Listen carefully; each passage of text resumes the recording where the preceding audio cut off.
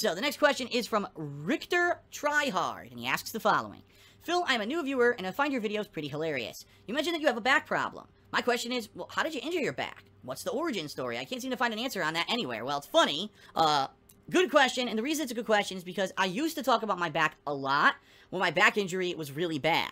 Since I moved to Washington State and adjusted my lifestyle, my back is so much better, alright? And that's why I barely ever talk about any kind of issue with my back, because I really don't have that much of an issue with my back anymore. So all of a sudden, after this session of flag football, I went home, and I laid down, and I said, oh my god, what happened? My back is really, really in pain. Like, sharp, shooting nerve pain that was resonating not only in my back, but all the way down my legs. I was like, what the hell? And it didn't go away. I thought, oh, maybe it's because I was, did this flag football. It didn't go away. It started to get worse. It started to nag at me. It got to the point, at one point, my legs were getting numb. Now, that is a huge negative sign that something is going on seriously wrong, okay? So the doctor says, all right, I'm going to give you an MRI. So puts me to the MRI machine, scans me, all that. I get called back to the doctor's office urgently 2 days later. Okay, come back. Oh my god, your MRI shows that you have a severely herniated disc between your L4, L5 vertebrae. And if this thing were to pop, number one, I could be crippled. Number two, I could lose control of my bowels. I mean, it was to the point, he said it was so bad that, thank God I caught it when I did, because if I didn't and this thing had popped, this disc, that I could have been fucked for life. Okay, so gee, doc, good thing we went for the MRI instead of just passing on the fucking, the x-ray and pretending like nothing was wrong, which is what he was going to do originally. So, I had some options back then. I was told, well, here's what you could do. You can either get surgery right away. When you do the surgery, it's basically 50-50. 50%, your life's way better, you're going to have a great life. 50%, it doesn't even get better, could get worse, and you fucked yourself over. So I'm like, gee, this is a pretty tough decision. What's my other decision? He said, well, my other option here is that I get physical therapy, I get drugs for my back, all right, different kinds of drugs, and I try to adjust my lifestyle to this back injury, all right? So what does that mean? It means no carrying of heavy things, especially over longer distances, no more heavy, strenuous physical activity like that flag football, out. No more weightlifting, none of that kind of stuff. Everything I have to do is to be very light and not strenuous on my back whatsoever.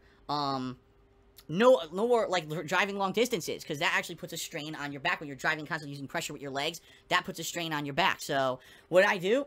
Immediately, I had to stop doing the physical things I used to like to do. I used to travel and drive around the country to play Street Fighter. Couldn't do it anymore. That was it. I used to be everyone's ride to go to Street Fighter tournaments. Couldn't do it anymore. So, all that came to an end. Stopped carrying heavy stuff. I tried to basically adjust my lifestyle to be more careful, just in case, something were to happen, I don't fall or whatever and hurt myself any further. Even my early years on YouTube. You can see I still can't, to this day, I can't stand still. For more than a couple seconds, I have to move around, because if I don't, I feel very uncomfortable. I almost lose my balance if I just stand still. I have to keep moving constantly. For a while, it was like that. I couldn't even stand, have equilibrium. When I was on an escalator or something like that, I would feel nervous, and I almost have trouble standing on an escalator going up and down because of my back injury and the pain and everything that I would get out of it. And it sucked. Like, a lot of people wonder, when I do gameplay, why I take breaks. Some people are like, I don't understand, Phil. This other streamer that I watch, again, comparing me to someone else, unfair comparison, right? This other streamer that I watch, they stream for 8 straight hours. They never take a break. Like, yeah, that's great. Well, do they have a back injury? Because if I just sit here for more than, say, half an hour at a time, even now doing Ask the King between the parts, I'm getting up and walking around. I feel incredibly uncomfortable. I get tenseness in my legs, and I get pain and stuff.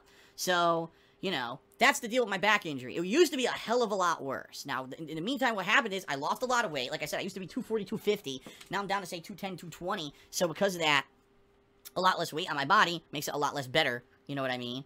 In addition to that, there's the fact that I've adjusted my lifestyle. I now live in a community here where I don't need to drive a lot. When I do drive, everything is within close distance. Everything, literally everything I could possibly need. Bottom line is, since I moved here to Washington, no lie, I think maybe twice I've had an issue, a major issue with my back. One was earlier this year, I tweaked it, and it felt a little bit of pain and numbness for a few days, and then it went away. But it used to be, it used to be constant. When I was in Connecticut, it used to be constant pain. I wouldn't be able to make a video without being in pain. Playing a game, I was always in pain. And it was kind of just a thing I was getting used to. It was a part of my life. Pain was a constant companion. Now it's a lot different, okay? Next question is from Industrial Gamer. He says, hey Phil, what's your opinion on the recent decision by Bethesda to purposely not give game reviewers early copies of their games so they can release the reviews on or before the release date of the actual product's release?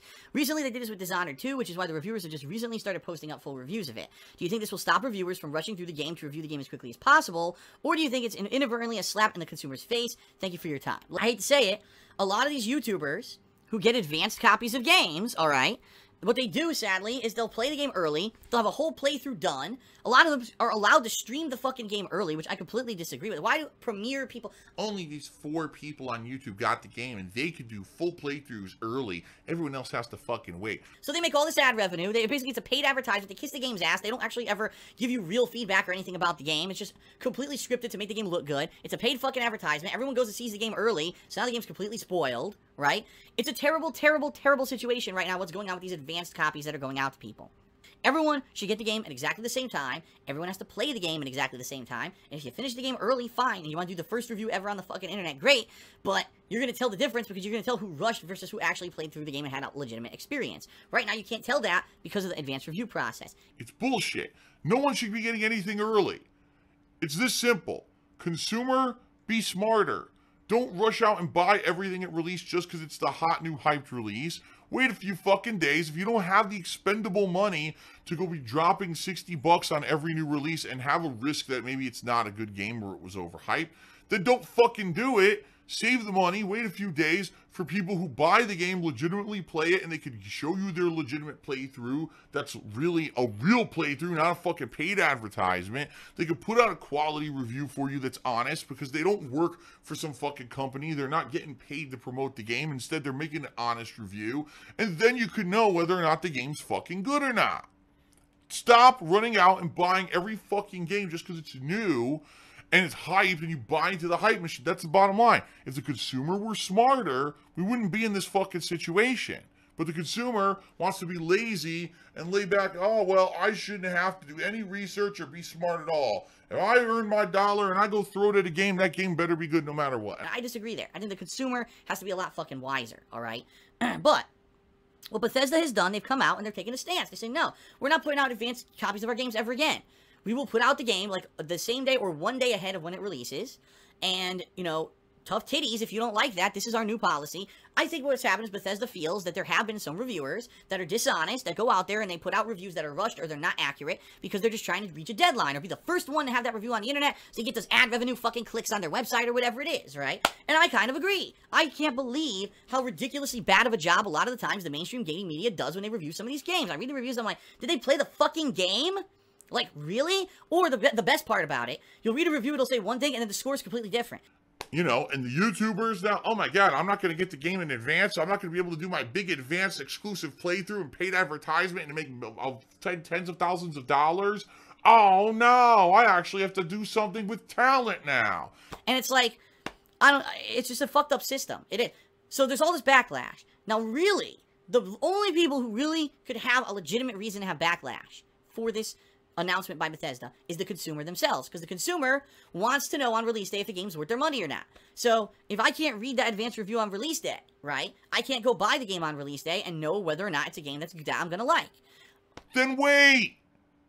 That's the bottom line. Just fucking wait. Stop being such a tool to this fucking commercial system, where just because there was an ad on TV that said Destiny is going to be a groundbreaking, life-changing fucking experience, you don't rush out and buy Destiny on day fucking 1 because the fucking ad ran on TV when you were watching wrestling. Instead, use your fucking noodle and don't run out and give them your money until you know the game's good. Wait a few days. Wait for reviews to come out. Then you'll know if it's good. Then you know to buy it or not. Just fucking wait. If a Bethesda game's coming out and you're unsure whether or not it's a game you're gonna like, wait a few days.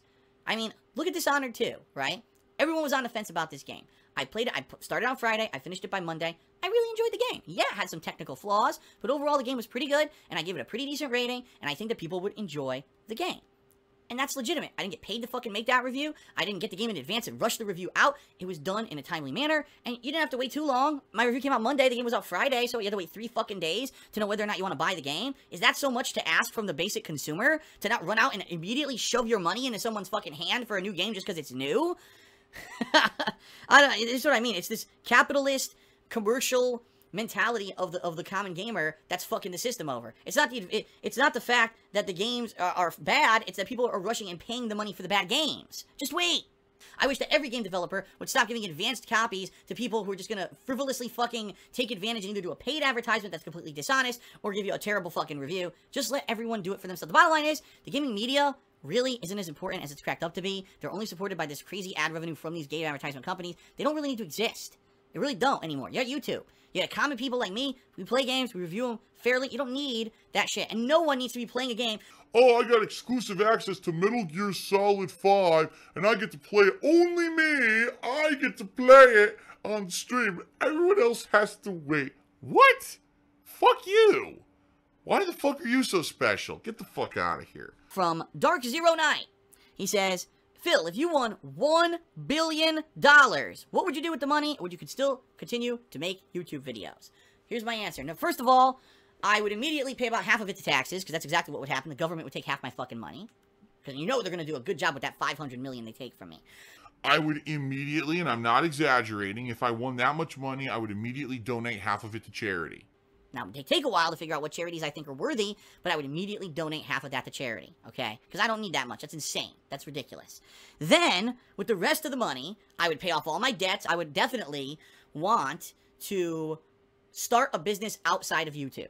A brick-and-mortar business somewhere, and I would probably try to hire professional experts, whether it's a restaurant or something else, just so that I'm not always reliant on YouTube, all right? And now you're saying, well, if you have millions of dollars, you don't need to work. What are you talking about? True, but the thing is, to not blow all your money, you also need to have some kind of income. And so what I would want to do is have maybe a series of successful businesses that are running, that are bringing in income, so that there's always consistent income, right?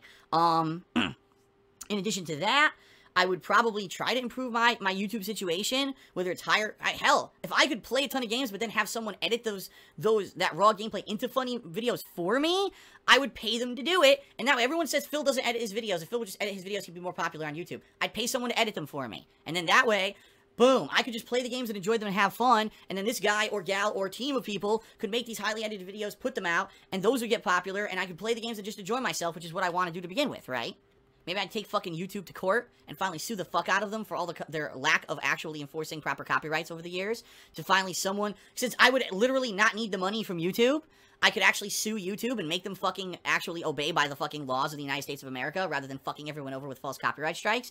And I think that would be hilarious because that would be front page news everywhere. Former YouTuber sues the living fuck out of YouTube for years of grief and wrongful punishment of his channels, and I would win the court case.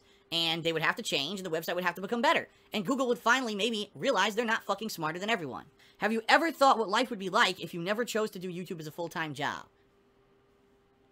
What it was like before, which wasn't very great. I was in an office job where I was being underappreciated and underpaid for the amount of work and effort and you know, go-gettedness that I was putting into the job. I really didn't have a lot of social interaction with many people outside of my little bubble of Street Fighter players who I hung out with. I had a very unhealthy lifestyle back then. I ate way worse than I do now and everything.